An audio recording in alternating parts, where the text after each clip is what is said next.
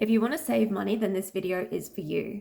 If you're a comfortable and loyal customer, then you might not have realized that your utility providers are no longer serving you. It has never been easier with a 15-minute phone call, automatic porting, saving money and switching providers has just become that easy. My name is Talicia and I am here to help with financial literacy of my own self, of what I've learnt, but also those of similar age or demographic that might want to be saving an extra penny or two. So what I'm telling you is not groundbreaking at all. In fact, you're probably watching this video and saying, I already know that. But in fact, it's already widely known that it's better to shop around. However, what makes consumers stay and be sticky with the one provider and lose track of time where you've been with the same provider for years and have not reassessed? So on average, according to the ACCC, Australia's watchdog, 70 to 80% of Australians don't regularly switch providers. Many stay on default or legacy plans, which are consistently more expensive. It's called the lazy tax, unfortunately. That is why in this video, I want to debunk any stickiness someone may have to change and show how it is worth it to switch and go on that holiday you've always wanted with those extra savings. So from the day I started my own bills, what's helped me is reframe my mind over loyalty to a service provider. I've never become attached to one brand. I'm not someone who's a status climber. I am someone who is comfortable in life, but will do the upfront admin to save me the money. So prices matter the most to me if giving the same value, which is why on average I switch utility providers twice yearly, health insurance approximately 5 times per week, and my goal is to come on here and not offer any personal advice or situations, but in the hope that I can demonstrate how easy it is to switch and how much it saved me in time and cumulative benefits and a few other tips along the way. So let's start with utility providers. So these are things like gas, electricity, internet, water. So the first thing is to note is that a lot of utility and phone providers only need you to contact the provider that you're switching to, rather than letting your old provider know you're switching, and they do all the work for you. So for instance, if I'm with company A currently and I want to switch to B, all I do is pick up the phone to B, tell them I'm switching the details of my property, hang up, and they do all of the background work between the two providers yourself. Now, this is Australian specific, so it might not work if you're from overseas. For you, a huge plus because it's such a hassle to get connection and initially your property, and to know that there would be literally zero crossover and it would be smooth as anything is such a relief, especially when you live in a busy household and you can't afford to be mucking around with providers or not having your electricity switched on because you wanted to save a buck or two. So first off, I'll talk about gas. And again, this is a little bit Australian specific, but it's important to know that if you're owning your home and you're in control of your providers, gas in Australia is being phased out. So there are already incentives in the state of Victoria that give households options to be able to transition over to electricity. So if you are still paying for gas, then it might be worth considering what your options are and pricing are to actually make that switch, especially if you've got a few government rebates, because it is quite expensive to have 2 daily supply charges if you've got electricity and gas. Both of them do add up. Secondly, I'll talk about electricity. So electricity, I won't talk about renewable here, but obviously that's a huge other topic on how to make your house as green as possible and hopefully give back to the grid and earn money. But electricity is very competitive. So you have a lot of different options of providers, and you would almost be in position of power in that market to be the person picking rather than just taking whatever rate you can get. So in the instance of Brisbane, there is a requirement on the front page of any of your utility bills to state whether there is a better plan by your current provider supplying that they can offer. So this is a legal requirement.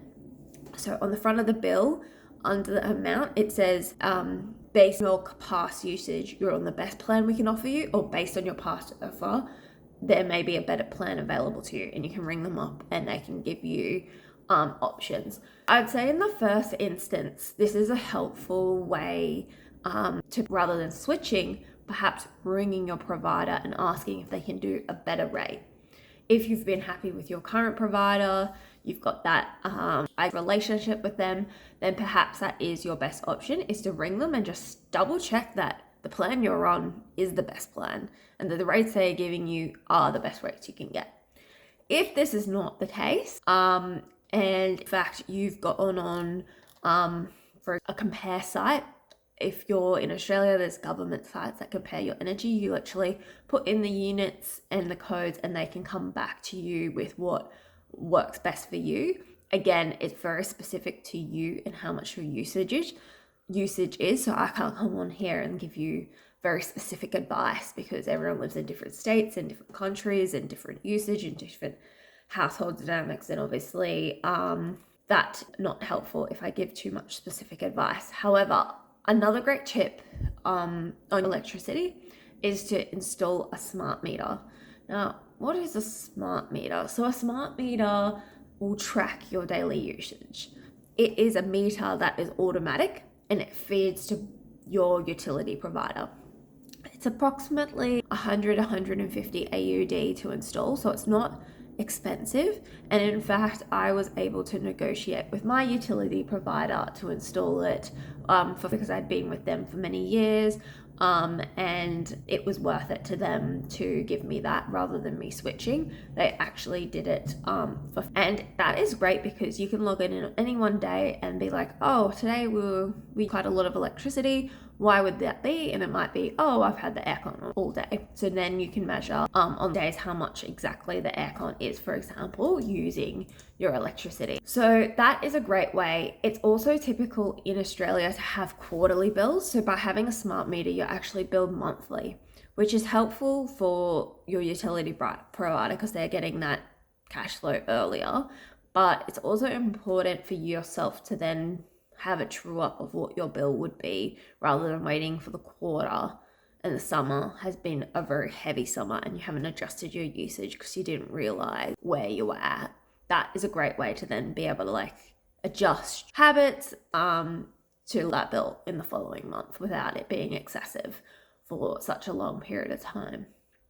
So there's some of the benefits of getting a smart meter, and I'd definitely look into it if you don't have it already. I have found it personally because I was living in a share house to get one, even though I was a renter, because when sharing bills and people are moving in and out of the house, it's always helpful to do provider bills and have things trued up more to actuals. And also it's important to note on your electricity bill, this is even before you're considering changing because of your bill usage, to have a note of the charges available to you. So for example, with my current provider, we have off, shoulder and peak time. So they've given us a description of what days and what times are associated to each, and there's a different price for each of the different times. So that way we realize, oh, off peak is less expensive than if I use it in the peak hours.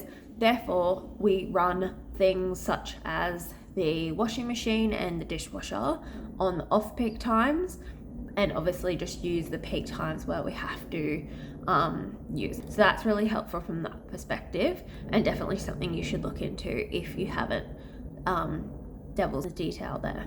Next, I'd like to go onto the internet, or NBN. So typically NBN, which is an Australian term for will be limited by your coverage and how reliable you need the connection for your home.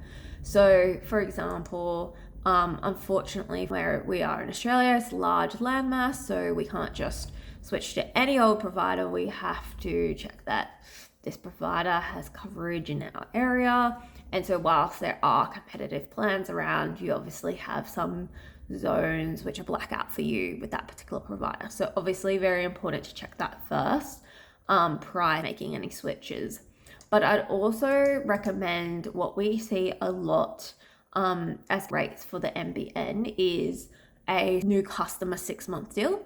So that's on the basis that you get a lower rate for the first 6 months, and then that goes back up to the normal retail price after 6 months, because typically they know that people just forget to change after 6 months and then they'll be stuck with them for a long time. But if you are trying to really get a routine of maybe reviewing maybe every 6 months, then this is a great way to get that 6-month rate, then switch to the next 6-month deal. Typically, if you're trying to switch, they'll offer or extend you at a lower price anyway, so you might be able to stay with the same provider for a bit longer. But again, to change your NBN or internet, you're with provider A, you're ringing provider B and switching. So there's actually no need to ring both providers. You can just ring the one that you want to switch and go. I would say I've saved about $80 by doing this each 6 months. So in a year, about $120. Again, you ring the new provider. And lastly, with water. So this depends if the asset is state or private, but for where I live, it's just the one provider, and no negotiation on the fee there. So just ensure, I guess, your typical energy at your house, that there's no dripping taps, that your toilet isn't using the half flush, stuff like that. Just save water here and there, and just take responsible length shower. Next, I would say the phone plans. It's a huge one. People love their phones, and they love spending it on like the iPhone, maybe 1.5K. They can't pay that outright. They get on a really expensive deal, and the phone will no longer be a 1.5K after they've finished paying it off over 24 months. So I'll start with this another one where people think that they really need the best coverage. They think that they need to be with the leading provider that maybe a business would be with, because they feel like, oh, I'm not going to, that one time I go in the middle of Australia, I won't have coverage. Therefore, I don't think that switching will become accurate, will be good for you. So in fact, when purchasing a phone plan, you should look at how much it will be to purchase the phone outright, so you aren't locked in to a provider versus paying it off monthly. So a lot of providers will offer as low as $20 per month for a good amount of gigabytes, which if you're paying upwards of $60 as a package, I would consider that too high. Again, if for example, thing to do is to work out if you're in that situation of being tied to that network, to either try and negotiate a lower rate if you are tied to that network and you can't pay it out outright, or a lot of the time providers don't want you to switch and leave the network. So I'd recommend saving up and just paying it outright so that you have the flexibility to go on a lower monthly charge. So now if you're free from the network and you can choose whatever provider you want, the best thing would be to do is to research different networks. So if you're someone who really loves best coverage, best deals, what you don't realize is that the other providers are actually using that network of the other more mainstream providers. So for example, Boost works on the Telstra network, and this means if you have coverage with Telstra, you have coverage with Boost. So Boost is significantly cheaper. However, that'd be a better option than, for example, Telstra's expensive deals. So the coverage footprint depends on their relationship with Telstra. So some get full Telstra retail network access, and others have the wholesale coverage network. Simple Google, very easy. And just look at the compare sites, for example, finder.com.au for the best deals. When you choose the plan you go with, ring the new provider you are switching with. No need to ring the old provider, and tell them you want to port your number. This is important so that you keep the number, which is another reason people don't like to change, because they're worried that, had the same phone number for 20 years and then they switch, that old friend that rings them once every now and then won't have their number, and they'll have forgotten to tell them they've gotten a new number. So very easy to keep the same number when you switch. The last point I have is mortgage renegotiation. So a little bit specific, but if you do have a mortgage, it is important to get the best competitor rate. This is a huge savings to me personally, and some banks obviously offer cash back if you switch to them. So that's another little cash option that you could get from them. So consider asking your current bank to match a competitor rate, and that way you can avoid the cost of changing and using ChatGPT even to just ask them what's the lowest competitive rate on the market. If the bank is not able to switch you to a lower rate, then consider the move, and broker incentives can weigh up that decision. As I need more certainty in my life, I have been considering getting a fixed rate option for the purpose of knowing my cash flow and ability to budget better. But again, so specific on everyone's individual circumstances and not necessarily what's for you. So I hope you make a laundry list from this video of all the providers at minimum, and give them a call and ask them to reduce your rate by X. That's the best competitive rate. Why can't you do that for me? And just see what they say. You'll be surprised. And then if you even shave off $300 in a year and that costs you a 1 hour phone call, then that is something that I think is worth it. It's a huge game changer. So stop putting off the admin and just make the switch. It's costing you thousands each year. I hope you liked this video, and if you wanted more, I will definitely be able to elaborate on a few other tips of switching that I've made throughout the year. And then also please watch and subscribe to my other videos that I've made of a similar substance. Thank you so much. Thanks. Bye.